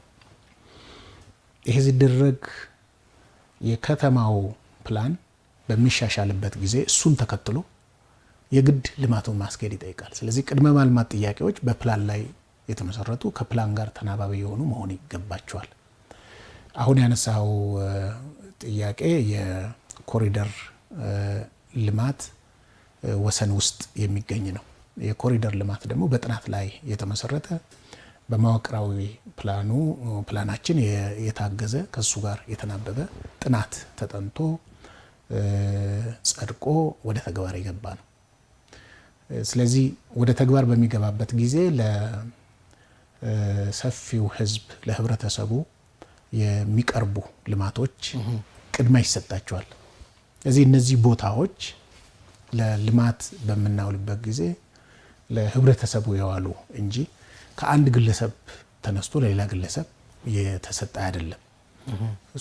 የቅድመ ማልማት ጥያቄ ያላቸው ዜጎቻችን መነሻው ፕላን ነው፣ ጥናት ነው። እሱን መሰረት ተደርጎ ይከናወናል። ከሱ ጋራ የሚስማማ ከሆነ የቅድመ ማልማት ጥያቄው ተቀባይነት አግኝቶ እንዲያለሙ የሚፈቀድበት ሁኔታ አለ። ስለዚህ መነሻው ይሄ ነው። መልካም አቶ መኮንን፣ ባለፈው ሳምንት የካ ክፍለ ከተማ ላይ አንድ ዋና ስራ አስፈጻሚ ቆይታ ስናደርግ የተነሳ ጥያቄ አለ። መስመር ላይ ስልክ እንቀበልና በሱ ጉዳይ ልናወራለን። ሄሎ ሄሎ ሄሎ፣ ጤና ይስጥልኝ። አብሮ ይስጥልኝ። ማን እንበል? ከየት ነው? ከለሚ ኩራ ክፍለ ከተማ አቶ አዳነ ማብል እባላለሁ። አቶ አዳነ፣ ጥያቄዎት ምንድን ነው? አጠር አድርገው ይቀጥሉ። አዎ፣ ጥያቄ እንኳን ሁሉም ሰርቪስ በጣም ዋናው ምስጋና ነው። ይሄ አዲሱ አሃዛዊ ስርዓት ወይም ኒው ዲጂታል ሲስተም በጣም አጥጋቢ፣ የማያሻማ፣ ግልጽ፣ ለባለሙያዎችም የሚያገለግል በተለይ ለተገልጋይ ደግሞ ትንሽ አይቲ ችሎታ ያለው በቤቱ ሆኖ አክሰስ በማድረግ በኤልኤምኬ ማመልከቻ አስገብቶ አስፈላጊ እስካልሆነ ድረስ በቤት ሁሉ የምትጨርሰው አገልግሎት በመፈጠሩ ለዚህ ለሰራችሁ አካላት ማመስገን እፈልጋለሁ። መልካም። እኔም በአካል ቀርቤ ከማዕከሉ 4 ሰዎች እና አቶ ፍጹም እና አቶ ቢኒያም እና አቶ ፋሲል ወይዘሮ ሸዋ ከክፍለ ከተማ ደግሞ እና አቶ ፋሲል እና አቶ ገዙ እና አቶ አዲስ ዮናታን ወይዘሮ ስንቅነሽ ወይዘሮ ትግስት ወይዘሮ አለም አሚና ወይዘሮ መረት የሚባሉ በጣም ጥሩ ሰርቪስ ስለሰጡኝ እና ያላቸውን ለህብረተሰቡ አገልግሎት በጣም በቁጥር ወይም በአሃዝ የማይቆጠር ጥሩ አገልግሎት እየሰጡ መሆናቸውና አዲሱ ስርዓት ደግሞ ለሁሉም ጠቃሚ መሆኑን በዚህ አጋጣሚ ማመስገንና አቶ አድሃኖም ጥያቄ ከደሎት እንሰነባበት። እንግዲህ በሲስተሙ ላይ ደስተኛ ነው ገልጸውልናል። ስለደወሉ ከልብ ነው የምናመሰግነው። ሌሎች ጉዳዮች እንለፍ። እሺ፣ ጥያቄማ አሁን ትንሽ የሁሉም ሰርቪስ አለ፣ ግን ይካፈልልኝ አገልግሎት ስላልጀመረ እሱ ቶሎ ብሎ እንዲጀመር ያው አስተያየትን ሰጣለሁ። ስለደወሉ ከልብ እናመሰግናለን። ይከታተሉን። ቀደም ብዬ አንድ ጉዳይ ጀምርሎት ነበረ። ባለፈው ሳምንት ከየካ ክፍለ ከተማና ስራ አስፈጻሚ ጋር በነበረ አንድ ጉዳይ አንስተን ከዚህ ከመሬት ጋር የተያያዘ እሳቸውም አጣርቼ ምላሽ እሰጥበታለሁ ብሏል። ከእናንተ ጋር የሚገናኝ ስለሆነ የተጣራ መልስ መሰጠት ስላለበት በጉዳዩ ላይ ምንድን ነበር ያነሳ ነው የሚለው የተወሰነ መነሻ በቪዲዮ እንመልከትና እሱም ማብራሪያ ይሰጥበታል። ውድ ተመልካቾቻችን እስኪ የተከታተልን እንመለስ። አብራችን ቆዩ።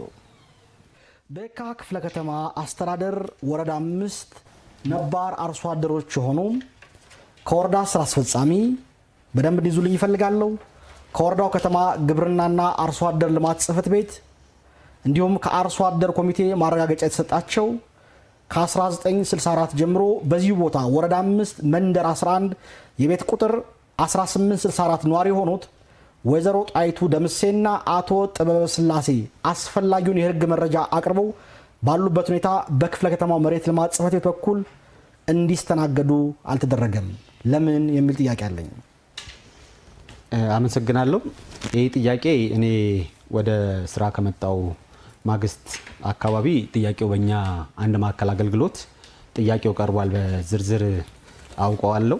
እነ ጥበበ ስላሴና ጣይቱ ደምሴን በተመለከተ በ2014 በሚሰሩ የልማት ስራዎች ተነሺ ሆነው በወረዳው አማካኝነት በሰነድ አልባ እንዲስተናገዱ ሰነድ ተደራጅቶ መላኩን ወደኋላ የሚያሳዩ ሰነዶች ያሳያሉ።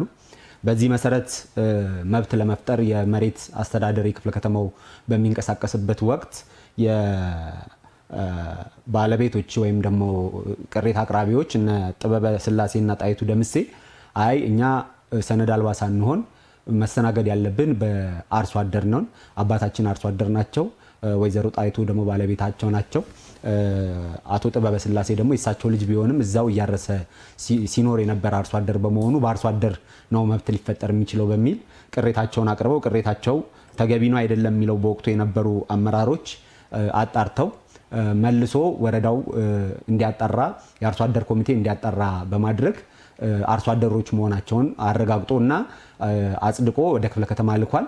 የክፍለ ከተማ መሬት አስተዳደርም ጥያቄውን ተቀብሎ በዋና አስፈጻሚ በወቅቱ በነበረው ዋና አስፈጻሚ አማካኝነት አጽድቆ ለከተማ መላኩን መረጃዎቹን ፈትሸን አይተናል። በከተማ መሬት ማኔጅመንት በኩል አቶ መኮንን ይህንን ጉዳይ ረዘም ያለ ሀሳብ ስለሆነ ነው ጉዳዩ መረጃውን ያውቁታል ብዬ ነው ያሳጠርኩት። እንደ መነሻ እንዲሆን ነው ስለ ጉዳዩ ላይ እንዳዩት የከተማው የወረዳው አርሶ አደር ልማት ኮሚሽን የወረዳው ዋና ስራ አስፈጻሚ የወረዳው እዛው የሚገኙ አርሶ አደሮች አርሶ አደር መሆናቸውን አረጋግጠዋል።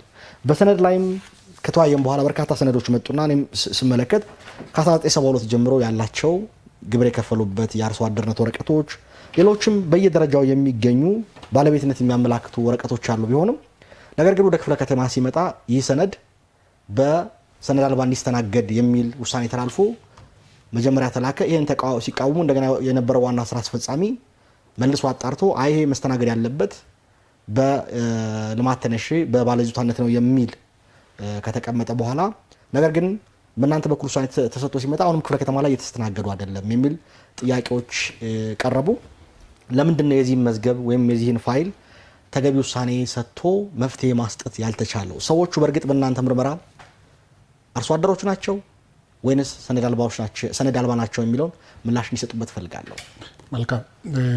ባለፈው ስቀር ተከታትያለሁ ጉዳይና ከዛ በኋላ መረጃውን ለማጥራት እና ፋይሉን ለማየት ጥረት አድርጌያለሁ። አንድ መስተካከል የሚገባው የክፍለ ከተማው ጽህፈት ቤት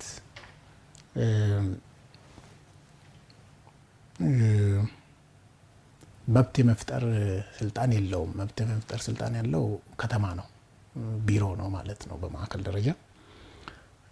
የክፍለ ከተማው ኃላፊነት የጸደቀውን የተደራጀውን ማህደር አፕሎድ ማድረግ ወይም ሲስተም ላይ መጫን ነው። ይሄን ማድረጉን አረጋግጫለሁ። ሲስተም ላይ ተጭነዋል። ከሰዎቹ ከአርሶ አደሮቹ ወይም መብት ከሚፈጠርላቸው አኳያ ከ2013 ዓመተ ምህረት ከወጣው የአርሶ አደር መብት ፈጠራ በፊት የነበሩ አርሶ አደሮች የትኛውም በሰነድ አልባ መብት እንዲፈጠርላቸው ሰነድ ሊደራጅላቸው ይችላል። መመሪያው ከወጣ በኋላ ግን አርሶ አደር መሆናቸው ከተረጋገጠ እና መስፈርቱን ካሟሉ በአርሶ አደር መብታቸው የሚፈጠርበት ሁኔታ ይኖራል ማለት ነው። ስለዚህ አሁን ወደ ሰነድ ማጣራት እና ወደ መብት ፈጠራ ሂደቱ ውስጥ ገብተዋል። ስለዚህ በሚቀጥለው ጊዜ መስፈርቱን በተሟላ መንገድ አሟልተው የሚገኙ ከሆነ ምክንያቱም የመብት ፈጠራ ስራ በጥንቃቄ መሰራት ያለበት ጉዳይ ስለሆነ አላግባብ መብት መስጠትም ሊኖር ይችላል፣ ባልተገባ መንገድ ማለት ነው። እንዲሁም ደግሞ መብትም ሊያሳጣ የሚችል ውሳኔ ሊወሰን ስለሚችል በጥንቃቄ መሰራት ያለበት ጉዳይ ነው። ስለዚህ በቢሮአችን የተያዘ ጉዳይ ነው። ክፍለ ከተማ የያዘው ነገር የለም። ሲስተም እንትኑን ዶክመንቱን አደሮቹን ሙሉ በሙሉ ሲስተም ላይ ጭኖ እየተፈተሸ ነው ያለው ማለት ነው። የመብት ፈጠራ ስራው የሚቀጥል ነው የሚሆነው። ስለዚህ በማጣራት ሂደት ላይ ነው ያለው። እናንተ እኮ ይጣራ ነው የሚገኘው በማዕከል ደረጃ ክፍለ ከተማ ላይ አይደለም አሁን የሚገኘው፣ በማዕከል ነው የሚገኘው። መልካም እንግዲህ ሲጣርና ውሳኔ ሲሰጥበት ተራውን ጠብቆ ምላሽ የሚያገኝ ነው የሚሆነው። መልካም ከልብ ነው የማመሰግነው። ሌላው አቶ መኮንን የተነሳ የሚገኘው ጥያቄ በሽያጭ መኖሪያ ቤት ገዝተው ኢካርታ ለማውጣት ዝግጁ በሆነበት ወቅት ሲስተሙ በመቀየሩ እንደ አዲስ እንዲያመለክቱ መደረጉ ቀደም ብለን አንስተናል። አንዳንድ ወገኖች ኢካርታ ለማውጣት የሻጩን ናሽናል አይዲ ያስፈልጋል ፋይዳ ተብለን ተጠይቀናል። አንዳንዶቹ ሻጮች በሀገር ውስጥም የሉም፣ አንዳንዶቹ ደግሞ ሀገር ውስጥም ነው ግንኙነት የለ አድራሻቸው ማናቃቸው ሰዎች አሉ። በናሽናል አይዲ ወይም ይሄ ፋይዳ ማግኘት ባለመቻላችን ምክንያት ኢካርታ ሊዘጋጅልን አልቻለም የሚል ጥያቄ ለአዲስ ሚዲያ አቅርበዋል። እና እነዚህን ወገኖች በምን መልኩ ነው እንዲስተናገዱ እያደረጋችሁ ያላችሁት? የእርስዎ ምላሽ ምንድን ነው እዚህ ላይ? መልካም እንግዲህ አዲሱ አሁን ያሻሻልነው ስርዓት ያሻሻልነው ቴክኖሎጂ አገልግሎት የጀመርንበት የትኛውንም ለብልሽት የሚዳርግ ቀዳዳ በሚዘጋ መንገድ ነው የተገነባውና የፋይዳ መታወቂያ የግድ ነው ለኢካርታ አገልግሎት። ከፋይዳ መታወቂያ ውጪ አገልግሎት መስጠት ማግኘትም አይችልም። ስለዚህ የፋይዳ መታወቂያ ባለቤት መሆን ግዴታ ነው የሚሆነው ማለት ነው። ስለዚህ አሁን ልናገኛቸው አልቻልንም፣ ርቀው ሄደዋል የመሳሰሉት እነዚህ ምክንያቶች እስካሁን ድረስ ብዙም አላጋጠመንም። ነገር ግን ወደ ቢሮአችን ቀጥታ እኔን ማግኘት ይችላሉ፣ መነጋገር ይቻላል፣ ጉዳዩን በደንብ እንዲገነዘቡ ማድረግ ይቻላል። ከፋይዳ መታወቂያ ውጭ ግን ኢካርታ በፍጹም የሚቻል አይደለም። አገልግሎቱ የሚስተናገድበት እድል የለም። መልካም ይሄን ነገር ግልጽ እንዲያደርጉልኝ ስለፈለኩ ነው። ለሚኩራ ላይ እንዲህ ችግር ተከስቶ ለኛም ይሄን ጥያቄ ስላቀረቡ ነው ደርሶ ይዤ የመጣሁት። እንግዲህ ምላሽ ያገኘው ይመስለኛል። እንግዲህ ሪፖርታችሁን ስመለከት የ6 ወር የስራ አፈጻጸም ላይ ከመልካም አስተዳደር አንጻር የገመገማችሁት አንደኛው በወቅቱ የጠበቀ ምላሽ አለመስጠት፣ አገልግሎት የማዘግየት፣ የመመሪያና የአሰራር ጥሰት፣ በግዢ ዙሪያ ወቅታዊ ዋጋ ጥናት አለማድረግና አለመጠቀም፣ ከልማት ተነሾችና ከአርሶ አደር ፈጠራ ጋር ተያይዞ ያልተገባ ጥቅም ለማግኘት የመፈለግ ዝንባሌ ከብዙ በጥቂቱ የሚነሱ የተለዩ የሌብነትና የብልሹ አሰራር ምንጮች ናቸው ሲል ያስቀምጣል። እንግዲህ ችግሮችን ከለያቸው ተገቢ ሆኖ የማክሰሚያ ስልቶችን መንደፍ ያስፈልጋልና ምን እርምጃ ወሰዳችሁ? እዚህ ላይ ይህ ችግሩን ብላችሁ በደንብ ዘርዛችሁ አስቀምጣችኋል። ይህን ለማስቀረት ቢሮ እንደ ተቋም ምን እርምጃዎችን ወሰደ? በጣም ጥሩ ጥያቄ ነው። እንግዲህ ዋናው መሬት በባህሪው ለብልሽትና ለሌብነት የተጋለጠ ስለሆነ ይሄን ደግሞ በአግባቡ ለይቶ አካባቢዎቹ በዝርዝር ለይቶ እዛ ላይ መግባባት ፈጥሮ የተጠናከረ ትግል ማድረግ ይጠይቃል። ትግሉም ደግሞ እጅግ በጣም የተደራጀና ውጤት ሊያመጣ በሚያስችል መንገድ መሆን አለበት እና አንዱ ከአስተሳሰብ አንጻር በጉዳዩ ላይ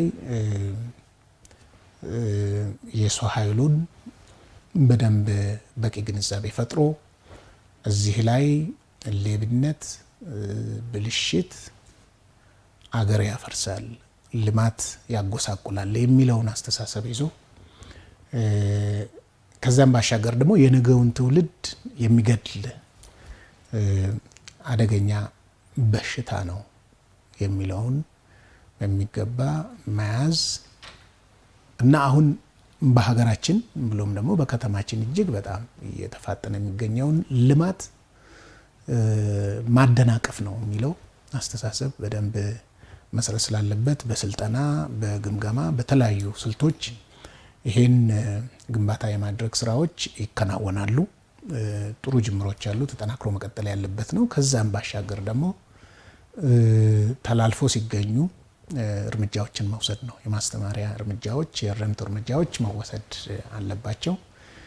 ከዚህ አኳያ በያዝነው በጀት ዓመት ባለሙያዎችም ላይ በመካከለኛ ደረጃ ላይ የሚገኙ አመራሮች፣ ዳይሬክተሮችም ላይ የማያዳግሙ እርምጃዎች ተወስደዋል፣ ከተቋም እስከ ማሰናበት ድረስ። ከዛም ባሻገር ደግሞ በሕግም ተጠያቂ ከማድረግ አንጻር የሰሞኑ ይፋ የተደረጉ ዜናዎችም ጭምር የሚያሳዩት ይሄን ነው። ይሄ እንግዲህ በሰራተኞቻችን በአመራሮቻችንም ተጠያቂነት የማስፈን ስራዎች ይከናወናሉ በውስጥ ባለ አቅም። ከዛ ባሻገር ደግሞ የሰራተኛም ሳይሆኑ አመራርም ሳይሆኑ ነን በማለት ህዝብ እያታለሉ ተገልጋይ እያታለሉ ገንዘብ ሲቀበሉ የነበሩ ሙሰኞች፣ ሌቦችም ጭምር በቁጥጥር ስር እንዲውሉ ተደርጓል። በውጭ እና በውስጥ በነበረ ቅንጅት እንግዲህ እነዚህ የሚወሰዱ እርምጃዎች ተቋሙን ከብልሽት የጸዳ ተቋም፣ እውነተኛ አገልጋዮች የሚገኙበት ተቋም እና የተገልጋዮቻችንን ደግሞ እርካታ ሊያሻሽሉ የሚችሉ ሰርቪሶች፣ አገልግሎቶች እንዲሰጡ ደረጃው የተጠበቀ አገልግሎት እንዲሰጥ ለማድረግ ነው። እነዚህ እርምጃዎች እየተወሰዱ ነው የሚገኙት። ከዛ ባሻገር ደግሞ የቴክኖሎጂ አሁን ሁለተኛ ዙር ላይ በተለይ የምናስገባው አንዱ ሞጁል በነገራችን ላይ እያንዳንዱ ሰራተኛ ማዕከል ላይ ያለው ክፍለ ከተማ ድረስ ያለው ሰራተኛ ማንኛውም ተገልጋይ እና ደንበኛ ቅሬታ ካለው የሚሰጠው ማስተያየት ካለ በቀጥታ QR ኮድ አዘጋጅተንለታል፣ በሲስተም ማለት ነው። እሱን ተጠቅሞ በቴክኖሎጂ ተደግፎ የሚሰማውን ማናቸውንም ስሜቶች የሚገልጽበት ስርዓት ተዘርግቷል። ይሄ በሲስተሙ የተገነባ ነው፣ ሲስተም ላይ የሚያዝ ነው። እያንዳንዱ ሰራተኛ በስሙ ተቀርጿል፣ በፋይዳ ቁጥሩ ማለት ነው። የትም ሊያመልጥ አይችልም። በእኔ ስም የተመዘገበ ማንኛውም አስተያየት፣ ቅሬታ የት እንደደረሰ በቀላሉ ተከታትሎ እርምጃ ለመውሰድ በሚያግዝ ደረጃ ተሰርቷል። ይሄ እንግዲህ ብልሽትን እና በተለይ ደግሞ ጉዳዮችን ማዘግየት፣ በደረጃ አገልግሎት አለመስጠትን በከፍተኛ ሁኔታ የሚቀንስ ይሆናል። ይሄ የቁጥጥር ስርዓቱንም ዘመናዊ ከማድረግ አኳያ ከዛ ውጪ ማንኛውም ህገወጥ ግንባታዎች የግንባታ ፈቃድ ሳይኖራ ሊዝ ውል ሳይኖራቸው ወይ ደግሞ የሊዝ ውላቸው ተጠናቀው ሳይፈቀድላቸው ግንባታ የሚያከናውኑ መሬት ለመውረር ዝንባሌ የሚያደርጉ 100% በከተማችን አሁን ያለው መሬት ወረራ አንዱ የቆመው አንዱ ቴክኖሎጂው ያስቆመው ሪፎርሙ ያስቆመው እሱን ነው እና ቢከሰት በቀጥታ ጥቆማ የሚሰጥበትም ስርዓት ማንኛውም ሰው ይሄም ተገንብቷል ማለት ነው። ስለዚህ የቴክኖሎጂ አቅማችንን አሻሽለን ተቋማችንን ከዚህ ተጋላጭ ከሆኑ እኩይ ድርጊቶች ነፃ ለማድረግ ከፍተኛ ስራ እየተሰራ ነው ያለው። በእውነት ውጤታማ እንሆናለን ብዬ ነው እኔ የማስበው። ተስፋ እናደርጋለን እኛም ይሄ እንደሚሆን።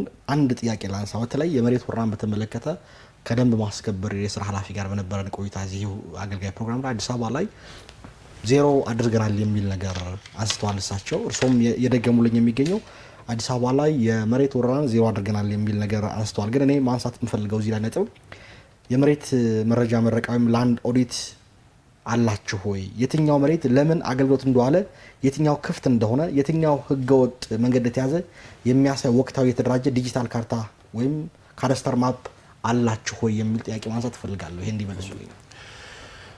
አንዱ እየተሰራበት ያለው ይሄ ነው። የካዳስተር ስርዓት እያንዳንዷ መሬት ተቆጥራ መያዝ አለባትና ይሄ ከመሬት ይዞታ ምዝገባና መረጃ ኤጀንሲ ጋራ እየተሰራ ያለ ነው። እሱ ሲጠናቀቅ እነዚህ ችግሮች ሙሉ በሙሉ ይቀረፋሉ። እንደው ይሄ ባልተጠናቀቀበት ሁኔታ መሬትን ሙሉ ለሙሉ ወራ አስቀርተናል ብሎ መደብ ይቻላል? አልመኮና የመሬት ወራ እያንዳንዱ መሬት ተመዝግቦ ተይዟል። ቁራሽ በተለይ ለወረራ የሚጋለጡ ለዚህ አይነት የሚጋለጡ ኪስ ቦታዎች ሳይቀሩ እያንዳንዱ ተቆጥሮ ተይዟል። በመሬት አስተዳደር መሬት ልማትና አስተዳደር ቢሮ ባንካችን ውስጥ አለ። ይሄ ባንካችን ውስጥ የገባው እያንዳንዱ ፕሎት በቁጥርም ባስደግፍ እስካሁን ድረስ ወደ 10327 ፕሎቶች ይዞታዎች ማለት ነው። በሄክታር ወደ 2896 ሄክታር በባንክ ይዘናል። ከባንክ ውጭ ያሉት ባለ ይዞታዎች ናቸው ማለት ነው ባይ ዲፎልት፣ ወይም ጥበቃ የሚደረግላቸው ለህዝብ አገልግሎት የሚሰጡ ይዞታዎች ናቸው። አረንጓዴ ሊሆን ይችላል፣ የወንዝ ዳርቻ ሊሆን ይችላል ማለት ነው። ስለዚህ እነዚህ ፕሎቶች ከደንብ ማስከበር ባለስልጣን ጋር በጋራ ጥበቃ የሚደረግላቸው ናቸው። ከዛም ባሻገር ደግሞ የጥቆማ ስርዓት አለ። አንድ ህገወጥነት ሲያጋጥም ወዲያውኑ ምላሽ ይሰጣል እንጂ ድርጊቶቹ ወረራዎቹ የሉም ማለት ወረራዎቹን መቆጣጠር የሚያስችል አቅም ፈጥረናል ነው እንጂ ሙከራዎቹ የሉም ማለት አይደለም። ሙከራዎች ይደረጋሉ፣ ግን ፈጣን የሆነ ምላሽ ይሰጣል። የደንብ ማስከበር ባለስልጣን መስሪያ ቤታችንም በጥሩ ቅንጅት አብረን እየሰራን ያለ ነው። በሰነድ ነው የምንቀባበለው። ቁጥራችሁ ሰጣችኋላችሁ? ቁጥር እንሰጣለን። ኦዲትም ይደረጋል። የኦዲት ስርዓትም አለን። መልካም። እንግዲህ የቀረን ደቂቃ እንደምንመለከተው ወደ 4 ደቂቃ ያክል ነው። አንድ ጥያቄ ላክልበት። በአንዳንድ ይዞታዎች ላይ የይገባኛል ጥያቄ መደራረብ፣ በአንድ ይዞታ ላይ ከአንድ በላይ ካርታ ወይም የባለቤትነት ሰነድ መገኘት፣ ይህ ለሙስናና ለረጅም ጊዜ ፍርድ ቤት ክርክር በር ይከፍታል እንደሚያውቁትና እነዚህ ችግሮችን ለይቶ መፍትሄ ከማስቀመጥ አንጻር ቢሮ ምን አይነት እርምጃዎችን እየወሰደ ነው የሚገኘው? መልካም ነው። እንዲህ አይነት ችግሮች ይከሰታሉ። ሲከሰቱ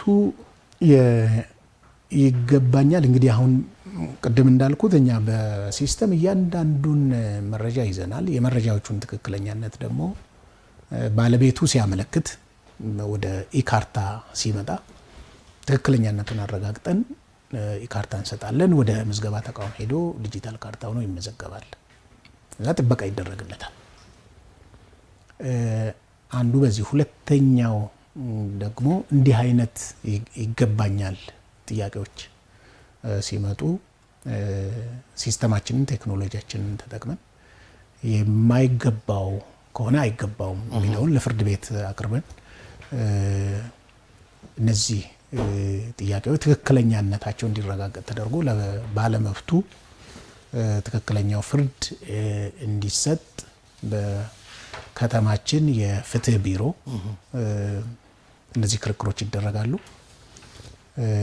እስካሁን ድረስ የመንግስት ይዞታዎች ይገባኛል ቀርቦባቸው የተረታንባቸው ቁጥራቸው እጅግ በጣም ጥቂት ነው።